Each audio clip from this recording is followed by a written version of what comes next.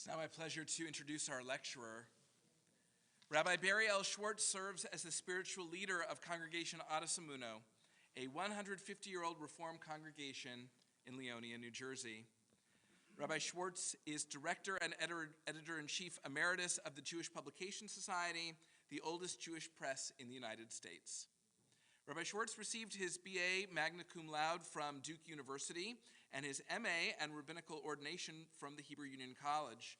He began his career as the rabbi of Leo Beck Center in Haifa, where he also served in the Israeli army.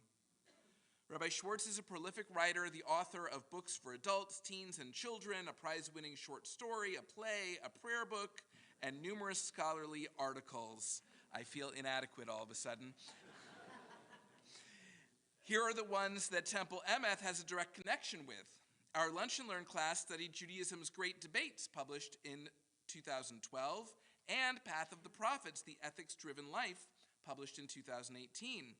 Many of us were at Temple Sinai in April when his dramatic adaptation of the classic novel As a Driven Leaf was performed. He is the author, most recently, of Open Judaism, a guide for believers, atheists, and agnostics, a comprehensive survey of the full spectrum of modern Jewish thought today, published earlier this year. Rabbi Schwartz has a special passion for Jewish environmental activism and was especially involved in the early environmental work of the Jewish community. An avid world traveler, he has visited more than 50 countries and enjoys hiking, cycling, and competitive table tennis. And of course, whenever I say that, I think of Forrest Gump. It's the only competitive table tennis that I've ever seen. And of course, reading and writing. Rabbi Schwartz is married to Deborah A. Schwartz, who joins us here this evening. They are the parents of 3 adult children and 1 adorable grandson. And I would like to offer a special welcome to his mother, Barbara, who brought a whole bus full of her neighbors from Arbor Terrace to join us here this evening. To offer the Rabbi Joshua Trachtenberg Memorial Lecture on the topic, The Blessing of Doubt, Jewish Agnosticism, it is my pleasure to introduce Rabbi Barry Schwartz.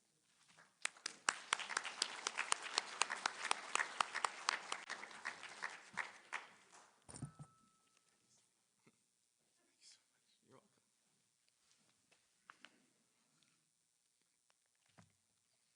Shabbat Shalom. Shabbat Shalom. Thank you to my colleague and friend, Rabbi Steve Zerbu, and I heard there was excellent news this morning to the congregation, and so we are happy about that.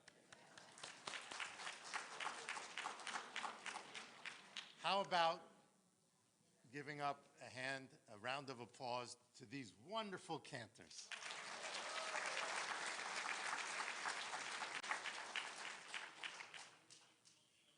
What an honor and privilege to offer the Rabbi Joshua Trachtenberg Lecture. I hold him up as an exemplar of the rabbi and the scholar who could serve the people, the congregation, and write such wonderful books. That second great book of his, The Devil and the Jews, about anti-Semitism, it was published in 1943, and I'm proud to say that the Jewish Publication Society, of which I'm now Director Emeritus, has kept it in print for 80 years.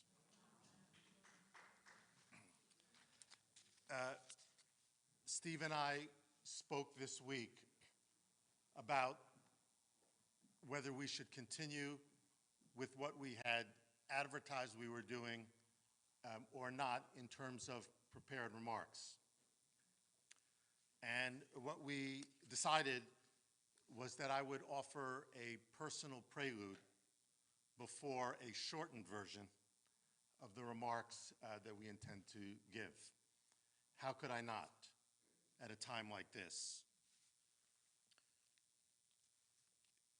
The piece that I have written as a personal reflection, a personal prelude this evening, I gave the name I Have No Words.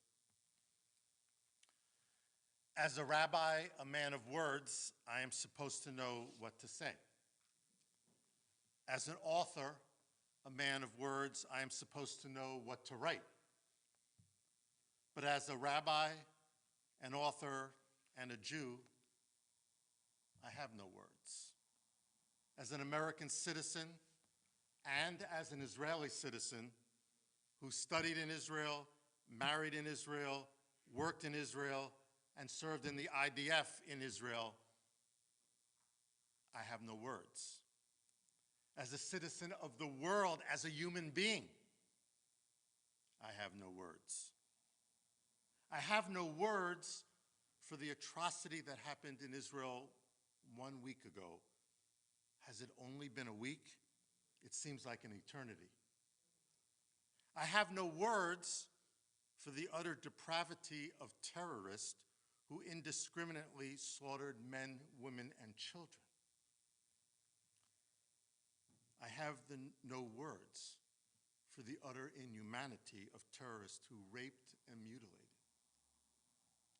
I have no words for the utter viciousness of terrorists who ripped children from their parents, kidnapped the elderly and the infirm to take as hostages and to use as human shields. Words fail me. Words fail us. Words cannot convey the depths of our emotions. Words cannot convey the degree of our condemnation. Yes, I am speaking words right now, but they are not strong enough. Even the holy words of Torah do not reach deep enough, though they recognize in the very portions we read this week and next, the depths that humanity can so easily slip to, that sin couches at the door, that your brother's blood cries out, that how great was human wickedness on the earth. This despite the paradox that we should not forget that we are created in God's image. But when words fail, we can only stand in shaken silence. When words fail, we can only stand in despairing tears.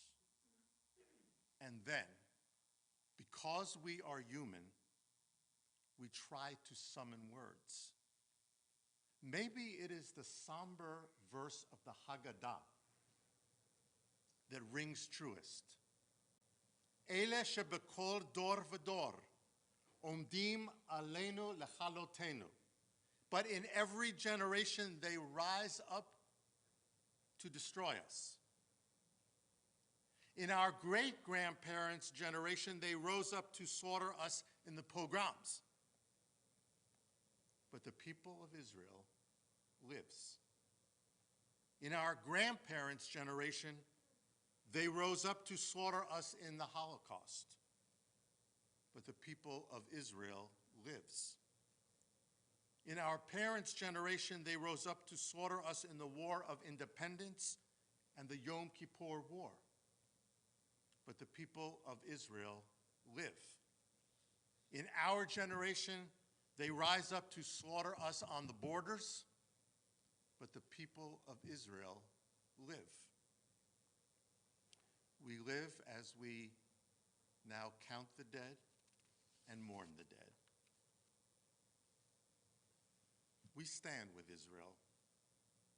Our hearts are with Israel. Does not every nation on earth have the right to defend itself? We stand with Israel.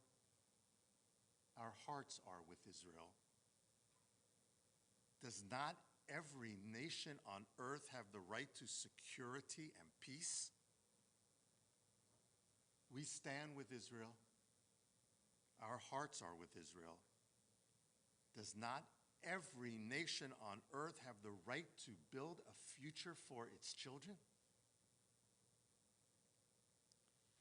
Our tradition says that when a Jew is stricken anywhere, all Jews bleed.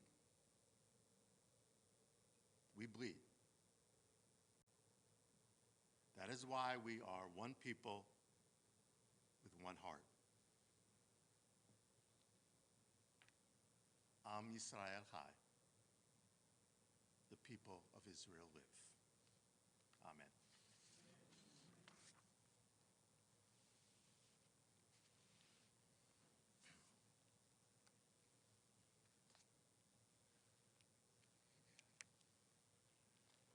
it's difficult to transition to prepared remarks, but we affirm life by going on with all of our activities in daily life. Matter of fact, after the horror of last Saturday, on Sunday I had to do a wedding of an Israeli couple at the synagogue, and we affirmed life. Do you know that the Talmud teaches that if a funeral procession and a wedding procession meet at an intersection, the wedding procession takes precedence? L'chaim, for life. And so I'd like to speak to you this evening about the blessing of doubt. That's the title of this presentation, and you might already be saying, now what kind of title is that for a speech by the rabbi? Doesn't religion teach faith, the opposite of doubt? Isn't the rabbi a teacher of religion and a man of faith? What's going on here? Well, I'm about to argue that doubt is not a dirty word, that it is not a vice, but a virtue, that a little doubt can go a long way in helping our faith. I'm going to argue further for the merits of being an agnostic. Agnostic, another term that should not be a mark of shame. Some of my best friends are agnostic. Some of your best friends are agnostic. I am too, part of the time, and I bet you are too, at least some of the time. In these troubled times, we search for faith, but we also lose faith. Instead of despairing about our doubt, we need to acknowledge and even affirm it. Let me ask you a simple question. Who wrote the Torah? God or us? Divine or human? Maybe not such a simple question. A traditionalist believes not only in the existence of God, but in the revelation of God. God gave the Torah to Moses. An atheist denies the existence of God and holds the Torah to be humanly written. An agnostic, on the other hand, is unsure of the existence of God and the origin of the Torah. There are many of us who hold that the Torah is written by people, but maybe inspired by God, or at least part of it. If that sounds a little vague and a bit uncertain, it is. But it's no cause for alarm. You might be a religious agnostic. That means you're caught in the middle. You're not totally religious of the Orthodox variety, but you're not totally secular of the atheist variety. You're somewhere in between the theism of Jerusalem and the humanism of Athens. You mostly depend on reason, but you sometimes feel the tug of tradition. Maybe you are more comfortable saying spiritual than religious, but something is there. You can't be sure that there is a higher power, but you have felt that there is at certain special moments in your life. Have I got that right? My argument is that a genuine middle ground exists between belief and doubt, slippery slope that it may be. From the right, you might call this the skeptic believer. From the left, you might call this person an uncertain atheist. And from the middle, a wandering agnostic. The wandering agnostic is spiritual and sometimes religious, faith-driven except when overcome by doubt, and prone to fluctuations in faith. Perhaps this is the real meaning or the new meaning of the term wandering Jew. Without firm belief, the religious agnostic may not observe all the tradition's commandments. The religious agnostic also reserves the right to abstain when something conflicts with reason or conscience. Yet the religious agnostic will remain reasonably observant even while picking and choosing. Religious agnosticism leads to religious reformation. This is key. Agnostics are discontented. They are searchers and seekers, and ultimately, they are synthesizers. It is thanks to our uncertainties and our desire to synthesize between Athens and Jerusalem that we have what is known today as Reform Judaism, Conservative Judaism, Reconstructionist Judaism, and Renewal Judaism. It is thanks to that agnosticism that we have such a broad and diverse spectrum of Jewish thought today, a veritable coat of many colors, a place at the table for all kinds of believers. One more point as to why I'm an advocate for agnosticism. A healthy dose of doubt gives us something else, something precious, in my opinion. It's called humility. It is the conviction that we might not be right. Some of the time, maybe even all of the time. It is the conviction that it is worthwhile, even necessary, to consider viewpoints different than your own. It is the conviction that we need to move from our comfort zone and spend some time with those we disagree with.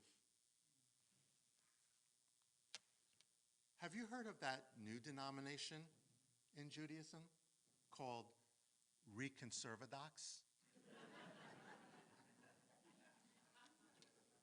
It doesn't exist, but maybe it should, because the reality is that we mix and match from all the streams of Jewish thought today, and that is not bad.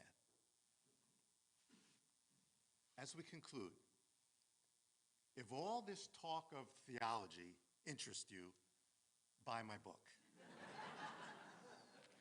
It is a grand tour of modern Jewish thought in all its majesty and diversity.